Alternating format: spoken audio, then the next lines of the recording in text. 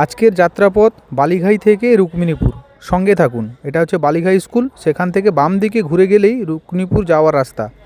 আর সামনে কিছু দূর গিয়ে ডান দিকে যে রাস্তা গেছে সেটা পাহাড়পুর যাওয়ার রাস্তা, বালিঘাই বাজারের দিকে যাওয়ার রাস্তা।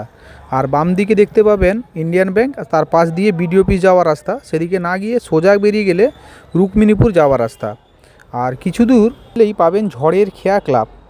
এই ঝড়ের খেয়া ক্লাব থেকে ডান দিকে যে রাস্তা গেছে সেখান থেকে একটা কাঠের পুল পাবেন। ওদিক দিয়ে আপনারা কিন্তু সেই নটবরের দিকে যেতে পারবেন, কমলপুর গ্রামে যেতে পারবেন।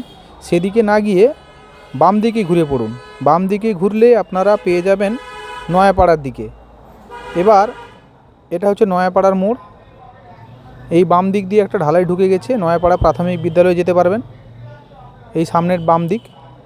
তো এদিকে না গিয়ে সোজা পিচ রাস্তা বরাবর গেলে আপনারা কৃষ্ণপুর গ্রাম পাবেন, নয়াপাড়ার পরেই। তো এখানেই সামনে দেখতে পাবেন এখানে জল ট্যাঙ্ক আছে, এখান দিয়েও মাইতিপাড়া থাকে। আর বাম দিকে না গিয়ে ডান দিকে আবার সেই পিচ রাস্তা বরাবর ঘুরে যান, দিলে আমরা ধীরে ধীরে আমরা কৃষ্ণপুরের দিকে পৌঁছাবো। তো দর্শক সঙ্গে থাকুন। এই মন্দিরটা কি আপনারা কমেন্ট করে জানাবেন। আমি রাস্তার মধ্যে দিয়ে যেতে বুঝতে পারিনি, যদি কেউ জানেন কমেন্ট করে জানাবেন। আর এখানে অনেকে ব্যাডমিন্টন খেলছে বিকেলে সন্ধ্যায়। তো এইভাবে এগিয়ে গেলাম কৃষ্ণপুরের মধ্য দিয়ে। গ্রামের মধ্য দিয়ে যাওয়ার সময় দেখতে পাচ্ছি বিভিন্ন জায়গায় ব্যাডমিন্টন খেলা চলছে। তো এই যে গ্রামগুলোয় কে কে থাকেন বা এনাদের বাড়ি কোথায়, ভিডিও কারা দেখছেন কমেন্ট করে জানাবেন। আর তারপরে কৃষ্ণপুর পেরিয়ে এসে এই ফাঁকা মাঠে একটা পুকুর দেখতে পেলাম, বেশ সুন্দর। এখানে অনেকে ভিডিওগ্রাফি ফটোগ্রাফি করতে আসে।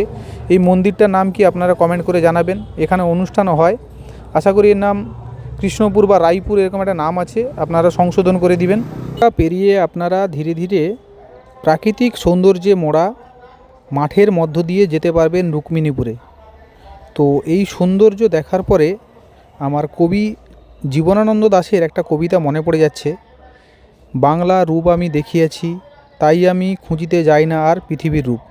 অপূর্ব সুন্দর এই প্রাকৃতিক সৌন্দর্য। তো এই অপূর্ব সৌন্দর্য দেখতে দেখতে আপনারা পৌঁছে যাবেন রুক্মিণীপুর গ্রামে, যে গ্রামে কেটেছে আমার প্রায় শৈশবের সমগ্র মুহূর্ত।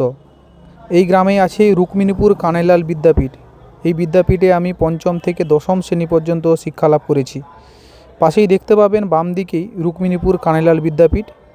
এটা আমার খুব স্মৃতিতে এখনও নাড়া দেয় এই স্কুল। এখানে যখনও আসি যেন আমার একটা আলাদা একটা অনুভূতি জাগে।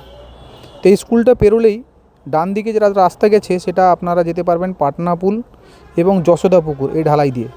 আর বাম দিকে দেখতে পাবেন এটা হচ্ছে রুক্মিণীপুরের প্রাইমারি স্কুল, এখানে মনসা মন্দির আছে। আর সেদিক দিয়ে আপনাদের দেখতে পাবেন রুক্মিণীপুর কানাইলাল বিদ্যাপীঠ। এই যে দেখতে পাচ্ছেন কানাইলাল বিদ্যাপীঠ। আর লাইক কমেন্ট এবং শেয়ার করবেন।